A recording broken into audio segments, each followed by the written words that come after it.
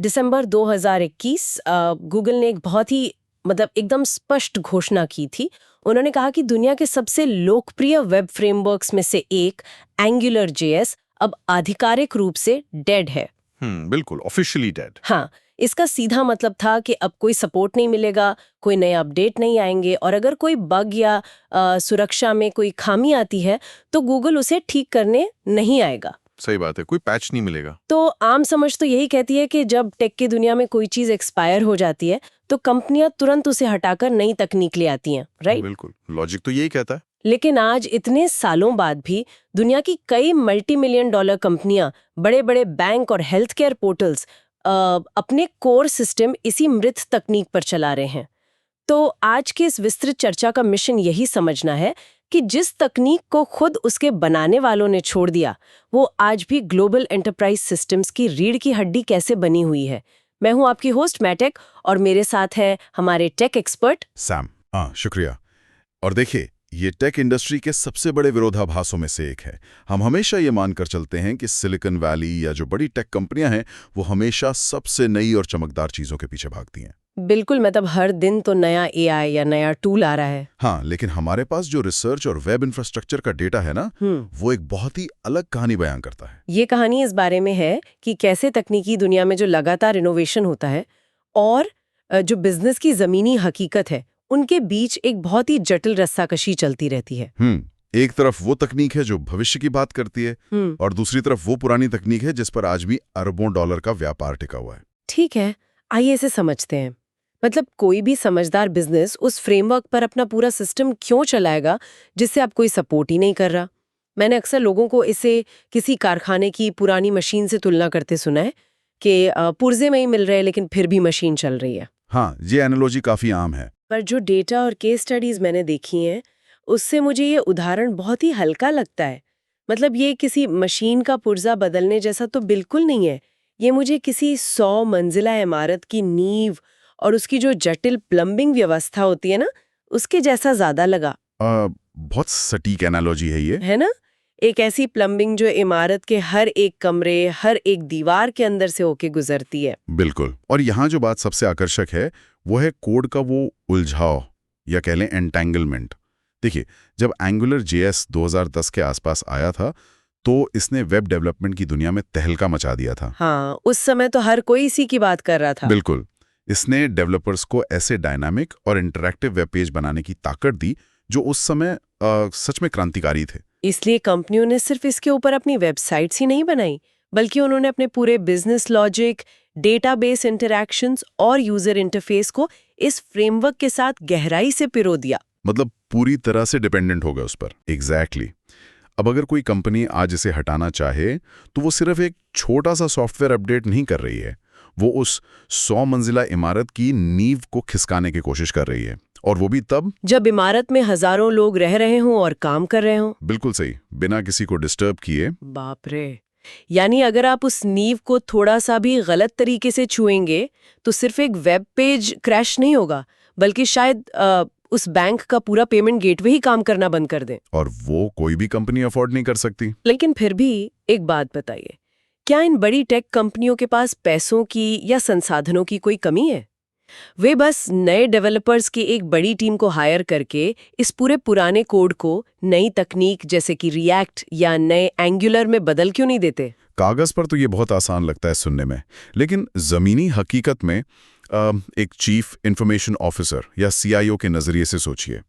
Migration या इस बदलाव की कीमत सिर्फ कुछ डेवलपर्स की सैलरी नहीं होती है। अच्छा, तो और क्या खर्च आते? रिसर्च बताती है कि एक बड़े एंटरप्राइज एप्लीकेशन को नए फ्रेमवर्क पे ले जाने में सालों लग सकते हैं और उसमें लाखों करोड़ों डॉलर का खर्च आ सकता है। ओ, सालों का समय? हाँ, और इस पूरी प्रक्रिया के अंत में बिजनेस को क्या मिलता है? ग्राहकों के लिए वेबसाइट बिल्कुल वैसी ही दिखती है, फीचर्स वही रहते हैं, बस अंदर का जो कोड है वो नया हो जाता है। अरे हाँ, कस्टमर को तो पता भी नहीं चलेगा कि पीछे क्या बदला है। बिल्कुल। तो किसी भी बोर्ड मीटिंग में ये समझाना बहुत मुश्किल है कि देखिए, हम $10 मिलियन खर्च कर रहे हैं सिर्फ इसलिए ताकि हमारा सिस्टम कल भी वैसा ही काम करता रहे जैसा वो आज कर रहा था। ये तो एक बहुत ही व्यवहारिक नजरिया है। लागत और बिजनेस आउटपुट का जो मैथ है वो इस माइग्रेशन को सीधा रोक देता है।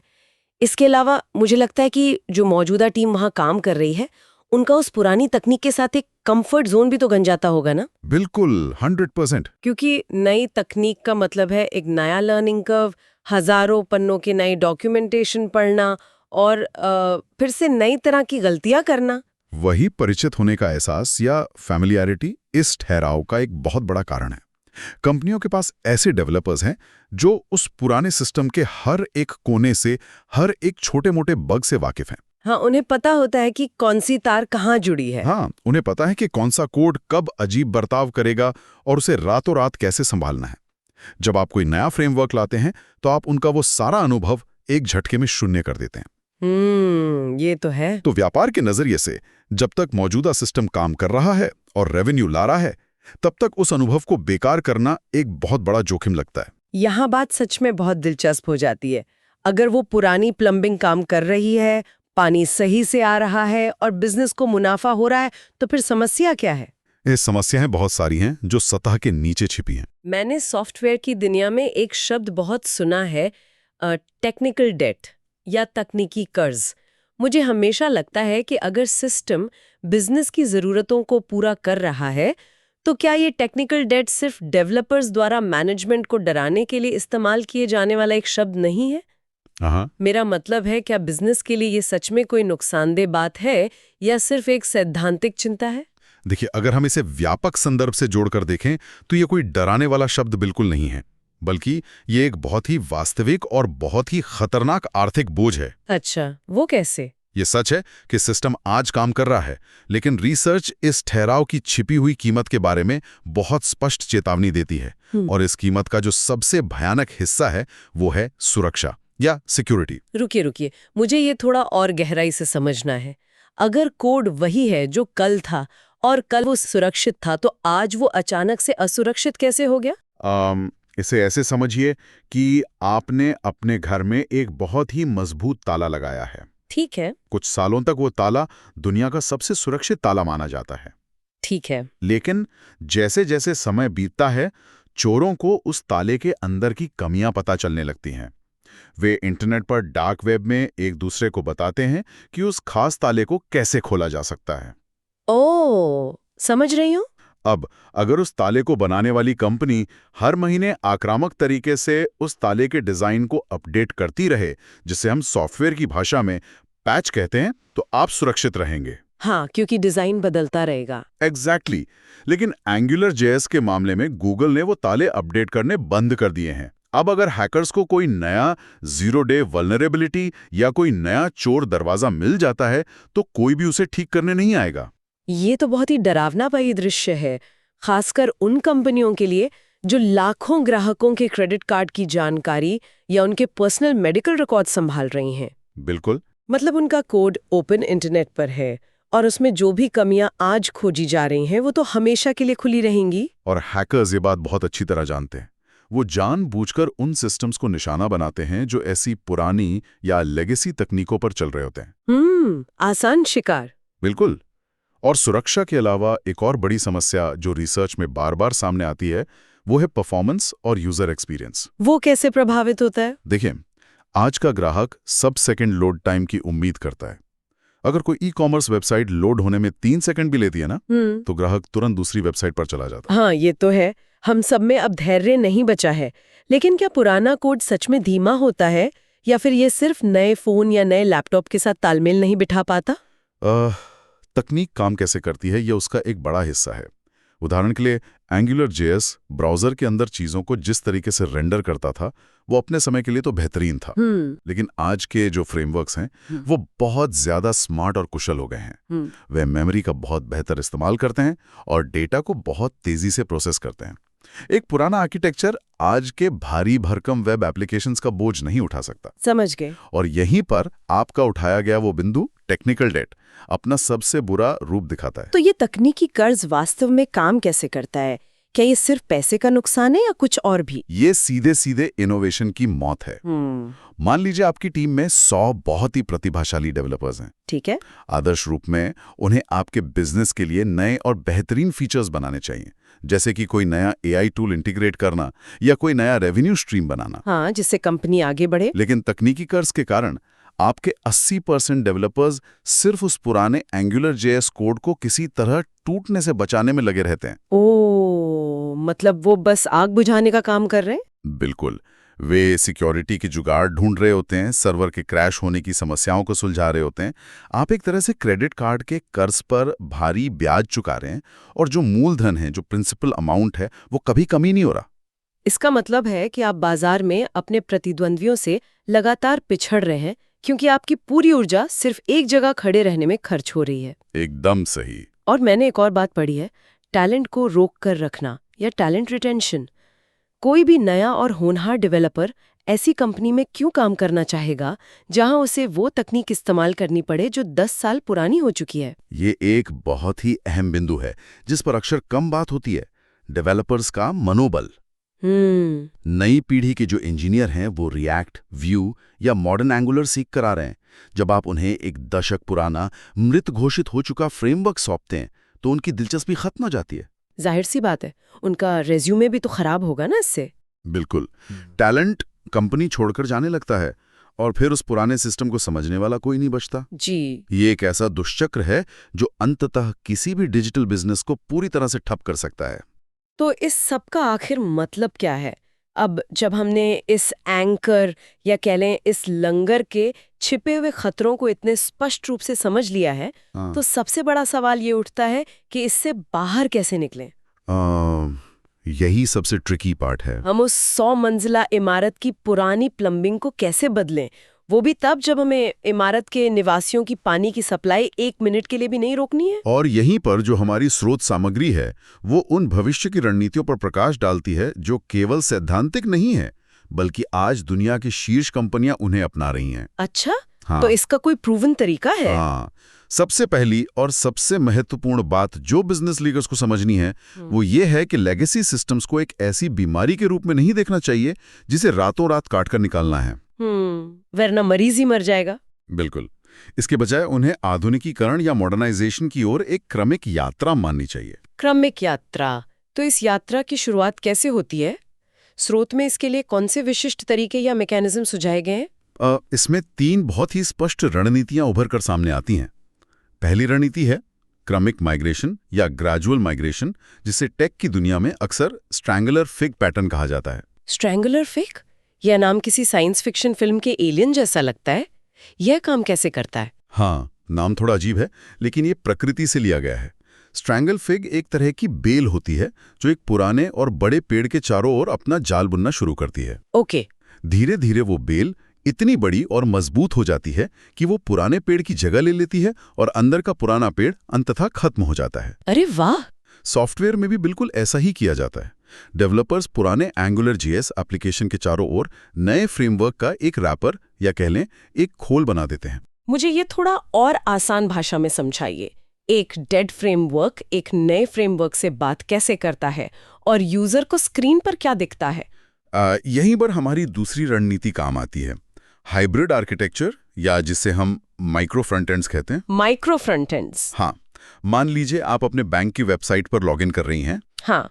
आपके सामने जो डैशबोर्ड है, हाँ, वो आपको एक ही पेज लगता है। हाँ बिल्कुल। लेकिन पर्दे के पीछे उस पेज का एक हिस्सा, जैसे कि आपका अकाउंट बैलेंस दिखाने वाला बॉक्स, वो पुराने एंगुलर JS से आ रहा है। अच्छा।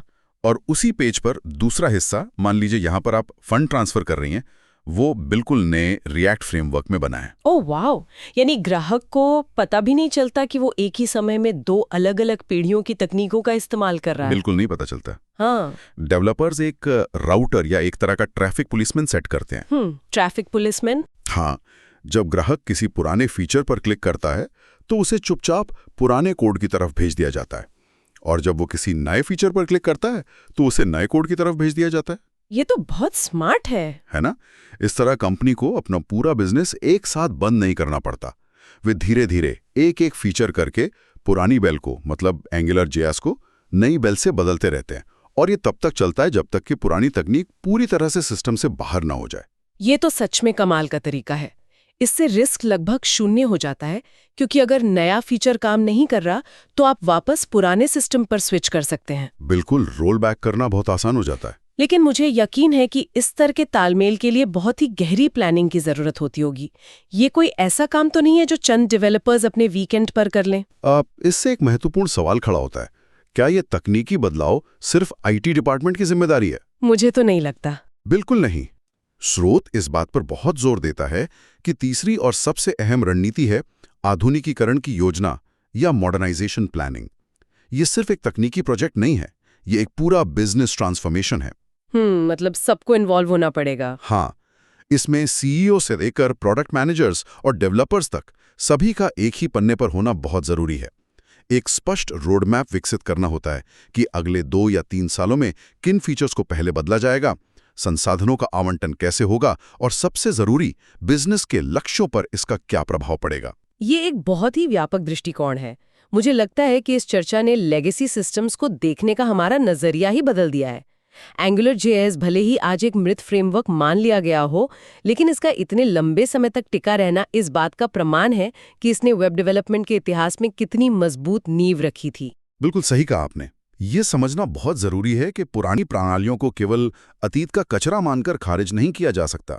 वे एक बहुत ही जटिल और गतिशील डिजिटल इकोसिस्टम का अभिन्न अंग हैं। आज का टेक उद्योग जिस परिपक्वता के साथ इन पुराने सिस्टम्स को नए आर्किटेक्चर में ढाल रहा है, वही ये तय करेगा कि हम भविष्य के तकनीकी बदलावों के लिए कितने तैयार हैं। तो इस पूरी चर्चा से जो मुख्य बातें हम निष्कर्ष के तौर पर निकाल सकते हैं, वे बहुत स्पष्ट हैं। पहला, टेक की दुनिया में सिर्फ कुछ नया आ जाने से पुरानी चीजें रातों रात गायब नहीं हो जाती। बिजनेस की व्यावहारिकता और रिस्क मैनेजमेंट अक्सर सबसे नई चीज को अपनाने की इच्छा पर हावी हो जाते हैं। बिल्कुल। दूसरा, पुराने सिस्टम को सिर्फ काम चलाऊ मानकर छोड़ देने की एक बहुत बड़ी कीमत चुकानी पड़ती है, जो सिक्योरिटी में सेंध, धीमे परफॉर्मेंस और उस खौफनाक टेक्निकल डेट के रूप में आपके बिजनेस को अंदर ही अंदर खोखला करती रहती है। एकदम सही। और तीसरा, इस समस्या का समाधान किसी जादुई छड़ी से नहीं होता, बल्कि स्ट्रैंगलर फिग और माइक्रो फ्रंटेंड्स जैसी चतुर, क्रमिक और रणनीतिक हाइब्रिड प्रणालियों के जरिए ही होता है। हाँ, ये एक सतत चलने वाली यात्रा है। जब तक तकनीक विकसित होती रहेगी, माइग्रेशन और आधुनिकीकरण की ये चुनौती भी कंपनियों के सामने आती ही रहेगी। और इसी बात से मेरे मन में एक विचार आ रहा है, जिसे मैं इस चर्चा के अंत में छोड़ना चाहूंगी। हमने शुरुआत में देखा कि कैसे कंपनियों ने 2010 के दशक में AngularJS को भविष्य की तकनीक मानकर अपने पूरे बिजनेस को उसके साथ गहराई से उलझा लिया था। और आज वे उससे बाहर निकलने के लिए संघर्ष कर रही हैं। आज हम देख रहे हैं कि वही कंपनियां बहुत तेजी से और पूरे उत्साह के साथ React, Vue या नए Angular जैसे आधुनिक फ्रेमवर्क्स को अपना रही हैं और उन्हें अपने हर एक सिस्टम में गहराई से पिरो रही हैं। हाँ, हिस्ट्री रिपीट हो रही है। बिल्कुल। तो क्या इस अंधी दौड़ में वो अनजाने में भविष्य के लिए एक नया और कहीं अधिक जटिल टेक्निकल डेट तैयार नहीं कर रही हैं?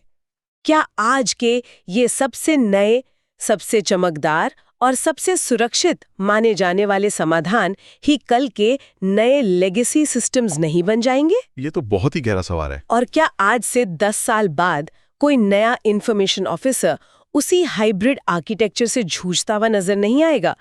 ये एक ऐसा चक्र है जिस पर सच में गंभीरता से सोचने की जरूरत है। आज के इस गहन विश्लेषण में हमारे साथ जुड़ने के लिए शुक्रिया। तकनीक बदलती है, लेकिन शायद उसे अपनाने की जो इंसानी फितरत है, वो हमेशा एक जैसी ही रहती है।